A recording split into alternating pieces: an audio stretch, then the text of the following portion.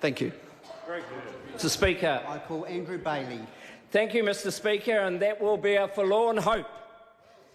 Now, Mr. Speaker, it is a pleasure to be talking on the budget policy statement, but before I do so, I just want to turn my attention to the events that are unfolding in my electorate of Hanua. And they also are happening in Coromandel and Waiheke, and that is the extent of the flooding that is occurring in my electorate that covers the areas of Hanua, Clevedon, Beachlands, Maraetai, Kawakawa Bay and Ariri Point.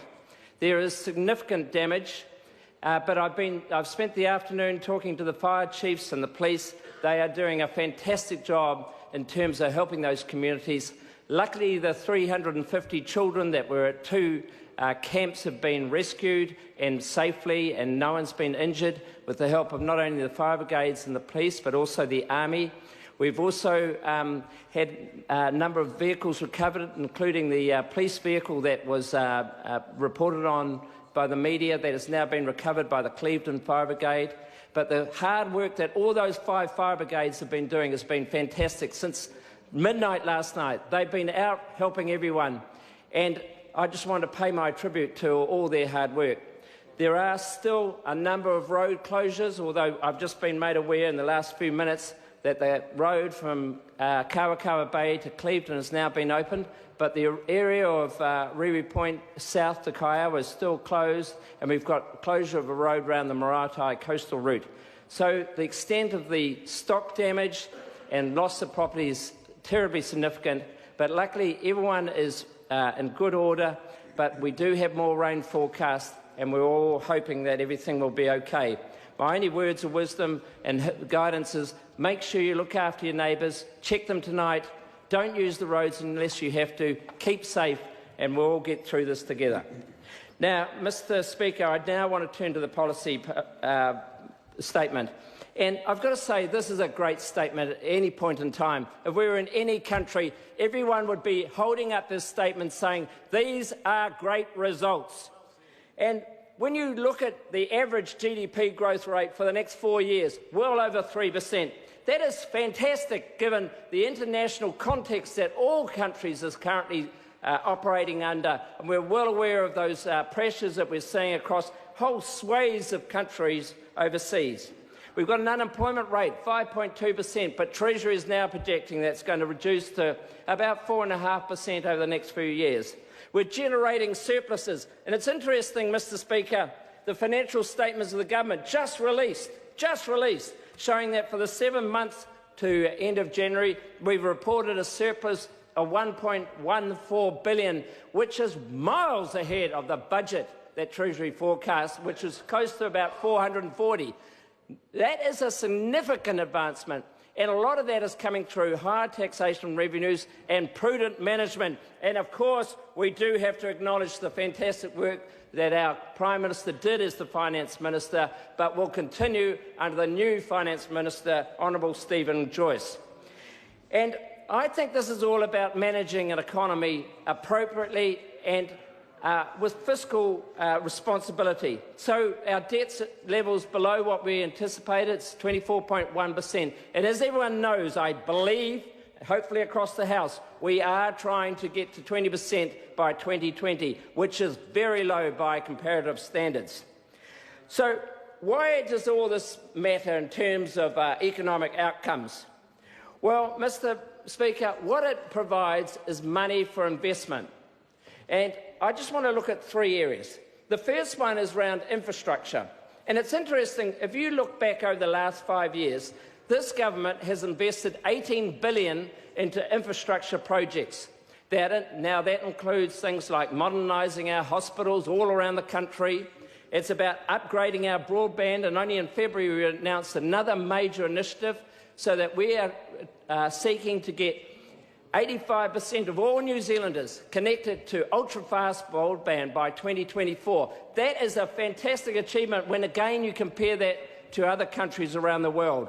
We've got schools. What Honourable Nikki Kaye is doing, building new schools, is phenomenal. I've got one just announced this week, Flatbush South, and I've also been and visited a brand new school that opened in Ormiston just in early February, and it's a fantastic building.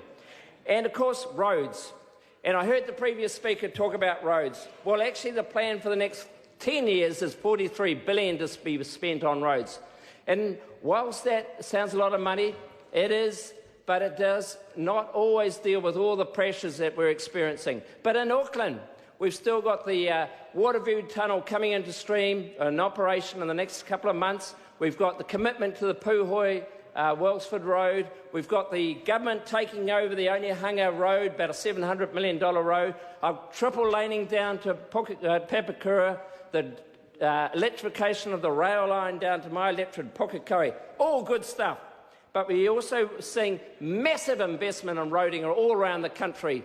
And Honourable Simon Bridges seems to be constantly out there opening new roads, which is great. And that's what New Zealanders demand and want. The other thing is there is a significant investment in social infrastructure. The work that Honourable Paula Bennett and Anne Tolley are doing around this, and obviously now with changes we're making, the work that is about changing the culture around vulnerable children and putting the child at the centre of how we organise ourselves, that's a courageous move. It's a tough move. It will be hard to achieve. But I'm glad that people like Anne Tolley are doing that. Also, the $350 million that we put up for social housing initiatives to help vulnerable people, particularly women with young children. And it's appropriate that we put money up, and it's a substantial amount of money to look after them and keep them in safe places until we can find them proper homes.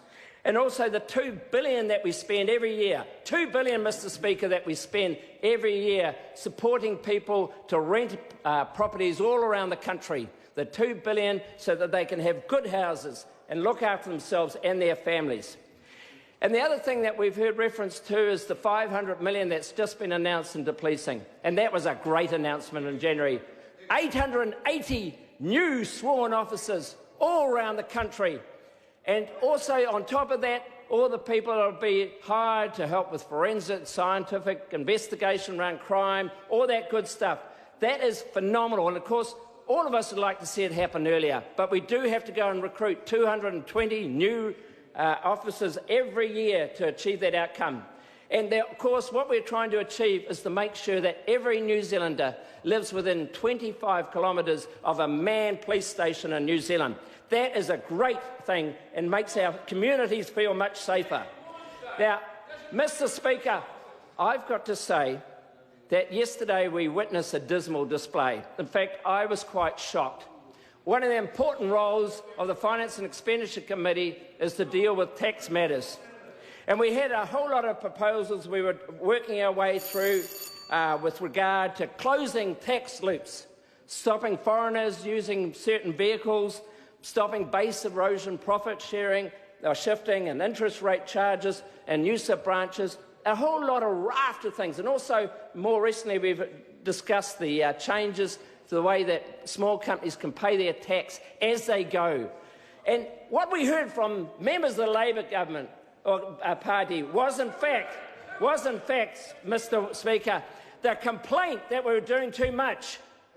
The complaint that we were doing too much, Mr. Speaker. I couldn't believe it. I was absolutely appalled. I listened to the opposition spokesman on finance as he sort of robotically rode his way through a debate speech that seemed to be of interminable inconsequence.